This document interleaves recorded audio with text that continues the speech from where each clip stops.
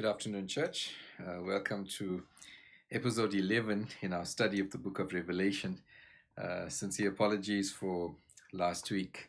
We took a bit of a break, but it was a good time to take a break because we find that chapter 12, which we are studying now, is the beginning of the second major division or the second major part of the book. So we find that chapters 1 to 11 where was the first or chapters 1 to 11 represented the first major division of the book. So if you remember right at the beginning, when we introduced the book, we spoke about the book being divided into 7 scenes or 7 sections. Each section depicted the story of the church, the triumphs, the victory of the church over evil, the attempts of the evil one or the evil generation or the evil one to bring down the work of the church.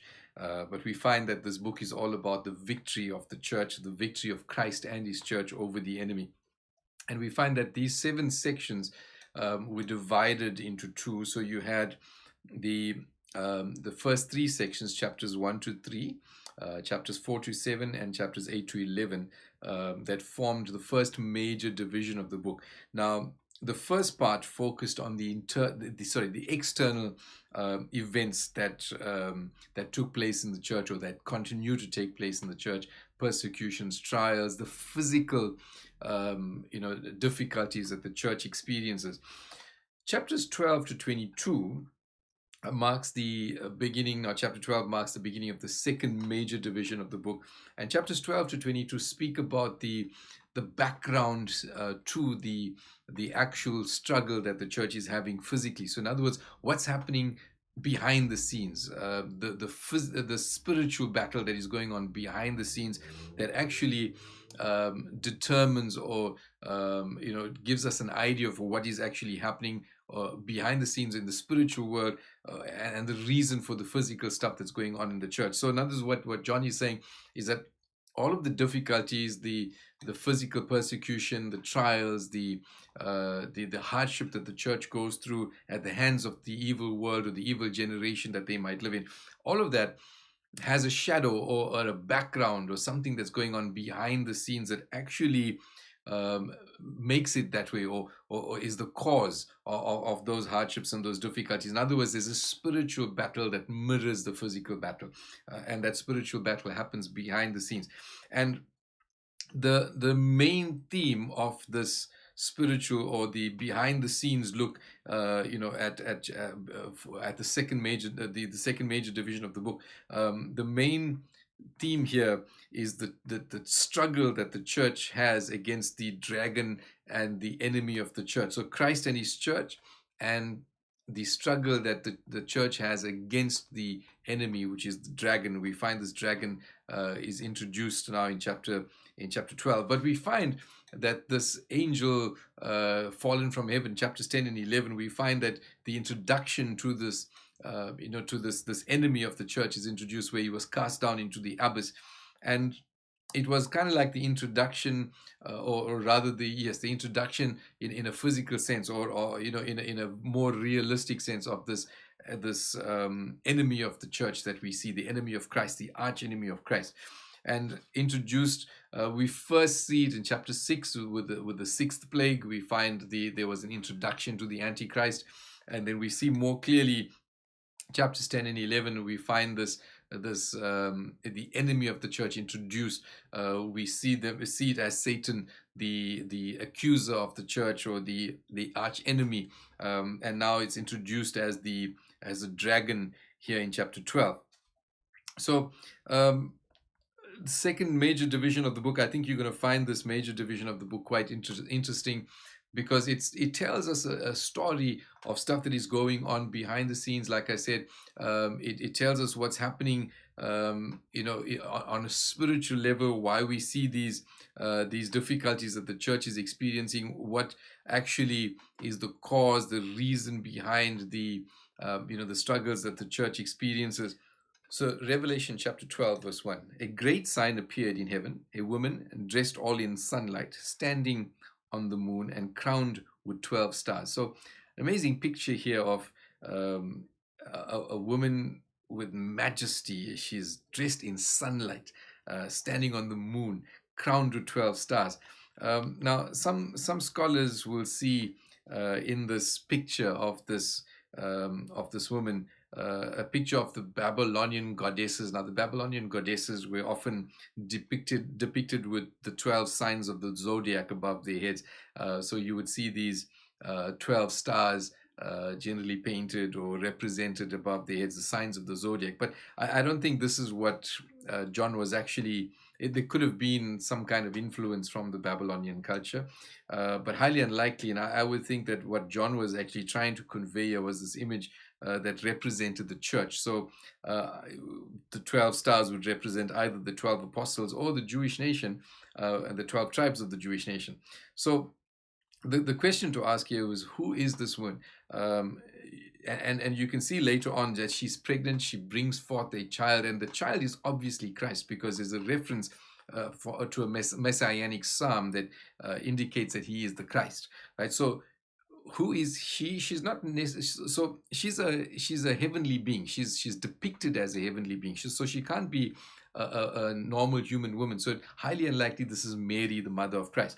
So what John is representing here, or what John is trying to indicate, was this was the bringer or the bearer of the Christ into the world. And if you think about especially the 12 stars, that were around her head, which either represented the 12 apostles or the 12 tribes of Israel, the fact that she is clothed with sunlight and she stands on the moon, basically, a picture of someone divine, a picture of someone that is equivalent to a bride. And often you find that the people of God, the chosen ones of God, are depicted as the bride of God, as the chosen people are depicted as the bride of God. So obviously this here represents the church. This woman represents the church, or represents the chosen people of God. Now remember, when we speak about the church, we don't necessarily just refer to the New Testament church. Remember, the people of God, even in the Old Testament, were still considered the church. Maybe they didn't use the term church like we use it now, but we still consider the chosen people of God, the people who are anointed by God, who have made their commitment to God. These are the chosen people of God. So here we have this picture of the chosen people of God, represented by this woman, this radiant woman, clothed in sunlight, with the 12 stars around her head, obviously referring to the chosen people of God, the chosen nation, which is the Jewish nation at that time, but also representing the church as such, because the chosen people are the ones that brought forth the Christ, that introduced the Christ into the world. So not a reference to Mary, the mother of God, because Mary would have been an ordinary woman. This is a representation of the nation of Israel, or the church, or the chosen ones of God. So definitely a royal figure being represented. Listen to what he says. She was giving birth to a child and cried out in the pain of childbirth. Pregnant woman. So definitely here now again a representation of this bringing forth of a child into the world. And then verse 3, and then another sign alongside the first, a huge and fiery dragon. It had 7 heads and 10 horns, a crown on each of the 7 heads. With one flick of its tail, it knocked a third of the stars from the sky and dumped them on the earth. The dragon crouched before the woman in childbirth, poised to eat up the child when it came. So we get introduced here now, firstly, immediately to this dragon. And for the first time, we have a clear picture of this enemy, the arch enemy of Christ. And we find that here in this chapter, there's this depiction of this dragon. Now, I'm going to just relate that a little bit to the fact that there's this cultural borrowing, I would call it, from the Babylonian culture. So we find that the woman is the church, or the chosen nation of God, the chosen people of God. She's about to give birth to the Christ, or the Messiah, give birth to this child. And so the woman is being represented not as a physical woman, in terms of physical motherhood, but in terms of the spiritual birthing of the Christ, or introduction or ushering in of the Christ into the world. So the nation of Israel in particular, the chosen people of God, being represented here by the woman. But we're going to see later on, it's not necessarily specifically a reference to the Jewish nation, but more specifically a representation of the chosen people of God. And I'm going to explain a little later why there's this important difference, right? So the chosen people of God, being represented by this woman, and she being seen as this divine heavenly being, right? And that's in keeping with the biblical idea that the people of God are the bride of Christ, or the bride of God. So always this representation, is of the church, the people of God, the chosen people of God. And before Jesus came, this would have referred to the devout people within the Jewish nation, and after Jesus came, that would refer to the devout people within the church, right? So remember, the woman would not now be representative of all people who profess to be Christians. And I think this is a reference to the saved, devout, committed people of God, the actual people of God who are committed to Him, who are saved. And this is the representation that this is what the meaning of this woman, this divine being that we see in the introduction of this chapter. So then we find chapter 12 verse 3 introduces the dragon. Now clearly here a reference to Satan, and we're going to see why later, especially with the fact that he with his tail he sweeps out a third of the stars of heaven, which represents angels. Again, we saw the angel of the abyss introduced in chapters 10 and 11, who was cast down from the presence of God. We related that to the Old Testament references to Satan and his fall from grace, the fact that pride entered his heart, and he chose to then rebel against God because of his pride. And that same picture painted here again. So again, you can see here this parallel nature of this book. We're retelling a story just from a different perspective, but a very similar story. Again, it's about this this enmity between the arch enemy of God and the arch enemy of Christ, and the fact that he's always consistently trying to destroy the Christ and trying to destroy the work of salvation amongst the people of God. So I'm going to speak a little bit here about because with the introduction of the dragon, we start to get more intimately or closely connected now, or we start to see a closer connection with the Antichrist. And before we get to chapter 13, where the Antichrist is actually fully discussed, I'm going to just speak a little bit about the development of this Antichrist theme, or this Antichrist theme within the book of Revelation. Now, the Antichrist is a very specific theme to the book of Revelation. We find it not very common in the rest of the Bible, but we're going to look at how this theme actually develops. So the first thing I think we would see is this influence that the Babylonian culture had on the thinking of the Jewish people back in the Old Testament time. Now remember, the Jewish people had been caught or captured as slaves, or captured as exiles. They were taken off to Babylon when Israel fell after the reigns of David and Solomon, and their Solomon's sons had kind of like messed up the kingdom. We find that the other world powers had arisen, Babylon being the first of them. Then came the Persians, the Medes, the Greeks, the Romans, all of them overcoming or conquering this nation of Israel. And so the nation of Israel, since the time of Solomon's sons, had always been under the oppression of other nations. And we find that even in the New Testament, when Jesus arrives on the scene, they're under the oppression of the Romans. But the Babylonians were the first nation to actually conquer the nation of Israel, take them into captivity. And obviously during this time, they spent 80 years in exile, or 80 years under the rulership of other nations, the Babylonians and the Persians. And we find that they probably would have been influenced a little bit by some of these uh, cultural beliefs of the Babylonians. And there was one particular story or legend or Babylonian myth that's very closely parallel to the thinking of John here, especially, and that was of Marduk, the creator. Marduk was seen as the creator god in the Babylonian culture, and he was the one who created the universe. Tiamat, the dragon, on the other hand, was this dragon from the sea who was the arch enemy of Marduk, the creator. And there was this constant battle between Marduk, the creator, and Tiamat, the dragon.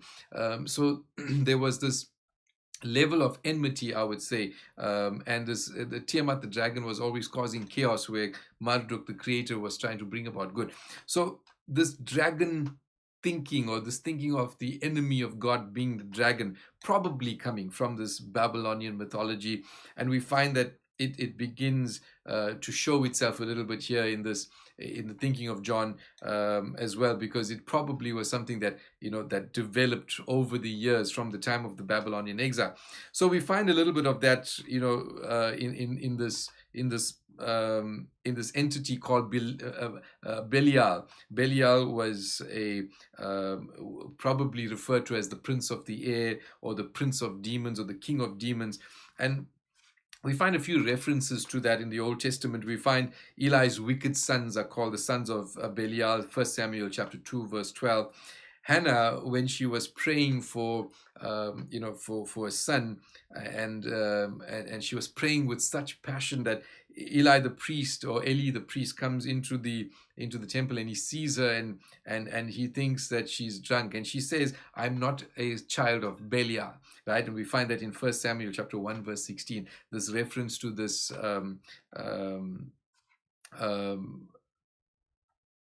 this evil entity called Belial. The story of Nabal in 1 Samuel chapter 25, verses 17 and 25, you find there's a reference there to Belial as well. This guy Shimei insults David by calling him the son of Belial, in 2 Samuel chapter 16, verse 7. Jezebel raises false witnesses against Naboth, and they were called the sons of Belial, or the false witnesses of Belial. 1 Kings chapter 21, verses 10 and 13. We find Jeroboam takes on these revolutionaries, and they were called the sons of Belial. 2 Chronicles chapter 13, verse 7. And the only time Belial is actually mentioned in the New Testament is in 2 Corinthians chapter 6, verse 15, where we find this term Belial is used as an antithesis of Christ, or the opposite of Christ, by asking, what fellowship does light have with darkness, or Christ have with Belial? So we find that even through this character called Belial, who was considered the prince of the air, or the king of demons, obviously a reference to Satan, there's this development in thinking that there's this opposition to God, or this evil character that stands up against the good works of God. Then there's as we start to develop with the thinking of the antichrist, or the anti-Christian doctrine, some people feel like Satan is the antichrist, or is the representation of the antichrist. For me, I don't think so, because the antichrist in the book of Revelation is a specific person. It is referred directly as a person, where the Satan is actually referred to as the dragon. And remember, the dragon is the one that empowers the antichrist, right? So in Ezekiel chapter 38, we find also there's a symbolism here, or a notion of this opposition to God, in this battle between Gog and Magog. People assembled, or evil assembled against God. There's like a concerted opposition to God in Ezekiel chapter 38. And we also find in Zechariah chapter 14, the destroyers of Jerusalem, also this representation of people who align themselves against God. I think even more pertinent development towards this concept of the Antichrist comes in Daniel chapter 8, verses 9 to 12, when we see the little horn who raises himself up against the people of God. And this was a prophecy of Antiochus Epiphanes, and we spoke about this last week, or in episode 10, where Antiochus Epiphanes was this Greek king who had come in and desecrated the temple, desecrated Jerusalem with the most vilest of atrocities. But we find this development again here of this anti-God theme that's coming in. Um, and then in the New Testament, we find a few references as well to anti-Christian themes. So in Matthew chapter 24, verses 23 and 44, Mark chapter 13, verses 6 and 22, Luke chapter 21, verse 8, we find Jesus warns against false doctrines and false teachers. John chapter 5, verse 43, Jesus says if he comes in his own name, they don't accept him, but if someone else will come in his own name, Jesus said he comes in the name of, in the name of God, and they don't accept him, but someone can come in his own name, in that person's name. And again, a reference here to an anti-Christian or an opposition to Christ, and people will accept that opposition to Christ. John chapter 5, verse 43. 2 Thessalonians chapter 2, we find Paul introduces this concept of the man of sin, and referring specifically to someone who is going to come up and stand up against the work of the church. So up until this time, we find that the references in the New Testament was really a lot to do with false doctrine, an opposition to correct teaching or the truth that we find in the Word.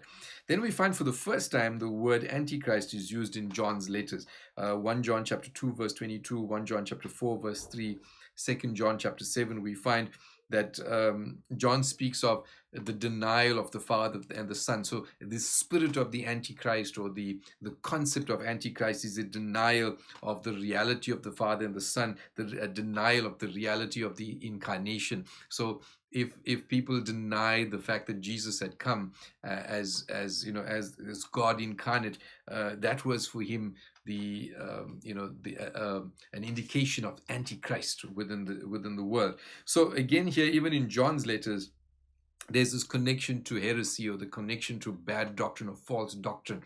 So right throughout Jesus' teachings, even Paul's teachings, John's teachings, there's this connection between the Antichrist and incorrect or false doctrine.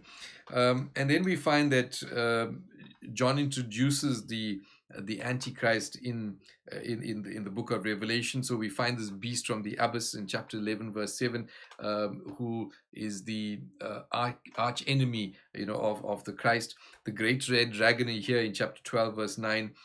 There's this actual physical person who is the beast or the Antichrist in chapter 13. And then you find that there's this scarlet beast in chapter 17, verse 3. And particularly chapter 17, verse 3 of Revelation refers to Rome. And it's quite interesting to notice that in 2 Thessalonians, or even in the writings of Paul, and then also the writings of John the Apostle, Rome was actually seen as the political entity that kept the Antichrist at bay, because in the time of Paul's writings, Rome was actually very open, to the practice of Christian doctrine. In fact, Rome never really interfered in the religious practices of the nations that it conquered. So there was this relative freedom for worship, amongst the Jews and the Christians alike. But we find that changes here in the book of Revelation, that there's a radically different scene. It's a different Rome. Rome here is persecuting the church. Rome here is the Antichrist. Rome is the seat of the Antichrist, right? So a radical change around that happens. And then maybe a final thing to notice is that the Emperor Nero was seen as one of the most cruelest, most vilest emperors of the Roman Empire. In fact, not just by Christians, but even by the Romans themselves. They detested the rule of Nero. He was vile, he was cruel, he was the most twisted emperor that they had ever seen. In all the history of all of the emperors of Rome, Nero seems to have been the worst. In fact, he died by committing suicide in AD 68. But immediately after he died, there was this myth that arose that Nero would return, that he was not actually dead, that he'd actually fled to the Parthians, and he would return with the hordes of the Parthians and destroy the people of Rome, or destroy the church. The church actually also believed to some extent in this resurrection of Nero, that he would be the Antichrist that would actually return. So there was that thinking in their mind. So the Emperor Nero also became a symbol of the Antichrist for the Christian church. So we find that this dragon is waiting. Let's go and read that in chapter 4, chapter 12, verse 4. And he's first of all, let's look at it. He says, okay, let's read verse 3. And then another sign alongside the first, a huge fiery dragon. It had 7 heads and 10 horns. Now the 7 heads represent his might and his power. 10 horns, authority that this dragon has, and a crown on each of his 7 heads, showing that he had this might and this strength about him. So this dragon, obviously a fierce force to be reckoned with, not something to be played around with. And it says, with one flick of its tail, it knocked a third of the stars from the sky and dumped them on the earth. Now, a lot of people will see this as a reference to Lucifer, or Satan's fall from heaven. And again, remember, we had this discussion about Lucifer, and the fact that we didn't see Lucifer as a name from the books of Isaiah, the references to the fall of Satan from his position as one of the cherubs in the kingdom, in the presence of God. So the name Lucifer was only given later on and developed in the history of the church. So Lucifer was actually just a word that referred to the morning star, or the planet Venus. So here, some will see this reference to Satan's fall from heaven and taking a third of the stars, or the angels from heaven. And it could mean that, it could be a reference to that. But it could also be a reference to this story of the little horn in Daniel, where Daniel's vision of Antiochus Epiphanes shows this dragon, this little horn that rises, and it sweeps the stars from heaven, and it tramples down on them, showing that his disdain, or his disregard, for the people of God, and also for the holy things of God, because that's exactly what Antiochus Epiphanes does. Antiochus Epiphanes, and let's just go back there. We discussed this in the last episode, but Antiochus Epiphanes was trying to promote Greek culture, and he wanted to force Greek culture on everyone, and the Jews resisted. And he invaded Jerusalem. He killed 80,000 people, well, rather killed 40,000 of them, and deported another 40,000 of them as slaves. He established a statue of Zeus in the temple, something that was quite abhorrent. He sacrificed pigs. Now, remember, pigs are seen as unclean animals for the Jewish people, and he sacrificed pigs on the altar. But he also turned the rooms of the temple into public brothels. I mean, if there was anyone who did anything in the most vilest, most horrible things to the Jewish nation, it was this guy Antiochus Epiphanes. And we find that this term, 3.5 years, 42 months, comes from that period, because this desecration of the temple lasted for 3.5 years. And we saw that now in episode 10, if you want to just go back and just refresh on that. So definitely here, probably a reference to that, this dragon, sweeping down the stars and trampling on them, showing the disregard that this arch enemy of Christ has for the things of God and for the holiness of the people of God, right? So we find also this dragon theme again is just the theme of the Antichrist is built up from the Old Testament. So this concept of the Antichrist has been slowly developing in the minds of the people. This idea of this dragon against God, or standing up against God, and this dragon who is the arch enemy of the Christ. And we find that there's a few references to the dragon. In fact, in Isaiah chapter 51 verse 9, the dragon is called Rahab, and we find there's a reference to this Rahab and God's victory over Rahab. We find there's a reference to Leviathan.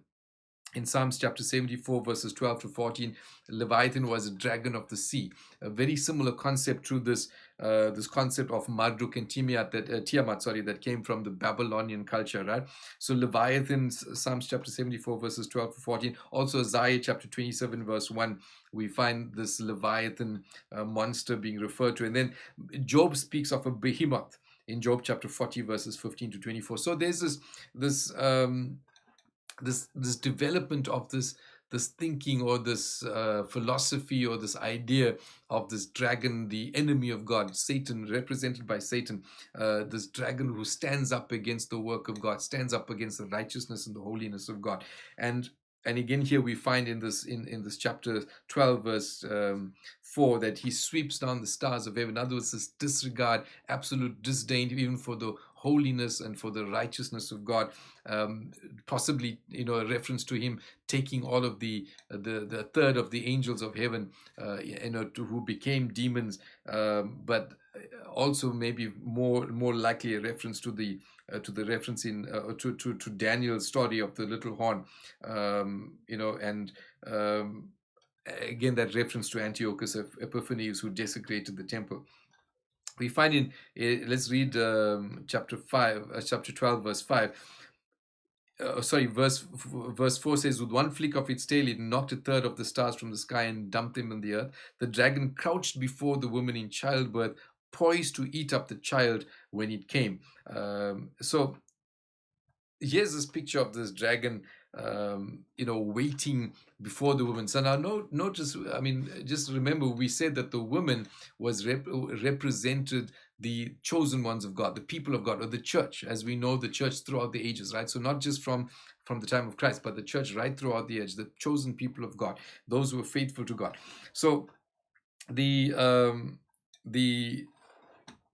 dragon crouches before the woman, waiting for her to give birth to the son, which we know and we understand is the Christ, and with the intention that he would destroy the child, or that he would devour the child. So here again is this theme, or this concept that we see of this arch enemy of the Christ, constantly waiting to destroy the work of the Christ. And in fact, Hendrickson has this beautiful, it draws these beautiful parallel pictures right from the history of the beginning of this dragon and his effort to destroy the church. In fact, he starts off by saying that, Genesis chapter 3 verse 15 is actually the exact, there we have the serpent, which is also, some will see as a dragon, the serpent in the garden, the woman Eve, who is the mother of all of the human race, and there's this prophecy. Genesis chapter 3 verse 15 is seen as the first messianic prophecy in the Bible, the first indication of a prophecy that God will, that the Christ will come, and the prophecy basically, the serpent is being told, you will bruise his heel, referring to the Messiah, but he will bruise your head, referring to the victory of Christ over the dragon. So you find this dragon concept being the arch enemy of the Christ. Stands right even there at the beginning in Genesis chapter 3 verse 15. But notice there's also here this concept of the seed, and Hendrickson beautifully brings in this picture of the seed of the woman, because the seed of the woman is what is being spoken of here in this prophecy, that her seed, or her offspring, and referring to the Messiah. So the seed of the woman here being the Messiah that will come generations, maybe thousands of years later, but he would be the seed of the woman, the offspring of the woman. And the same picture is here. We've got the dragon in that scene, we've got the seed or the offspring of the woman, the child, and we've got the woman who was represented by Eve. But the same picture that we see here in Revelations, in the book of Revelation chapter 12 verse 4. So again, that prophecy, almost a reflection of this picture, right? But Hendrickson draws this parallel for many other stories. We find in Genesis chapter 6, the sons of Seth are enticed by the dragon, as he calls it, and by the enemy. They are enticed to marry the daughters of Cain, the woman of Cain's generation, and they fell into sin, and they were going to lead themselves, the human race, into disaster, except for one. And that one person was Noah. Noah, one of the sons of Seth, or grandsons of Seth, followed God, and Noah became the savior of the human race, right? So the dragon didn't win. And then we find from Noah, you go to the story of Abraham, and where we find that Sarah, for example, was barren. And remember, Abraham was the father of the nation of Israel. So obviously in his line would come the Messiah. So again, there's this this concept of this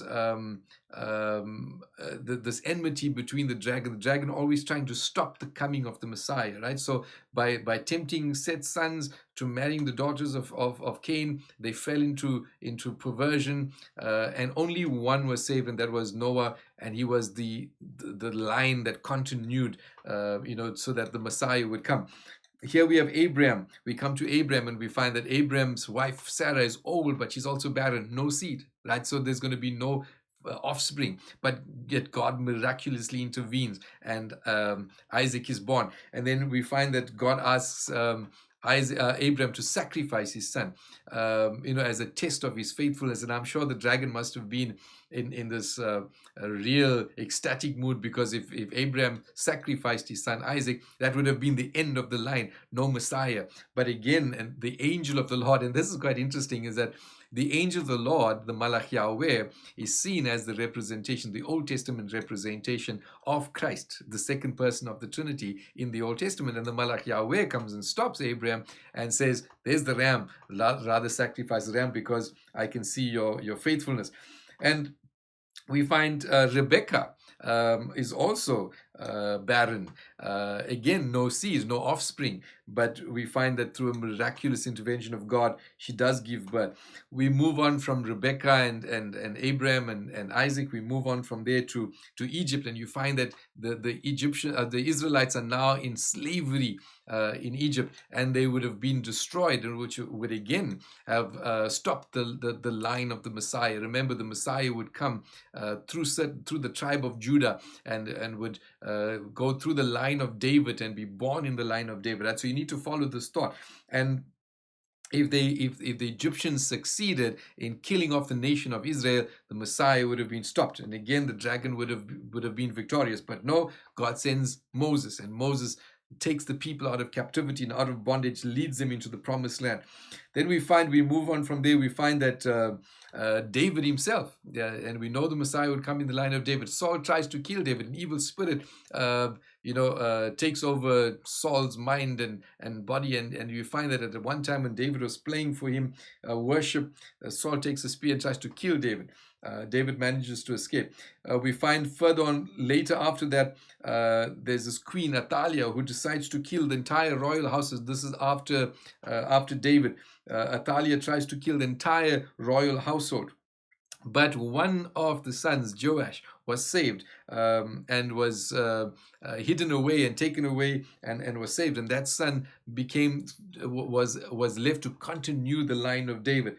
We move on from there, and we find that we reach the story of Esther, and this king Ahasuerus decides that he's going to kill all of the Jews, but God uses Esther to save the nation of Israel. Again, the line, the seed, the offspring of the that the Messiah would be born to is saved. And from Esther we move, if we come to the birth of Jesus, and again here we find Jesus is born. The dragon again stands in the way, waiting to defeat or destroy the Christ.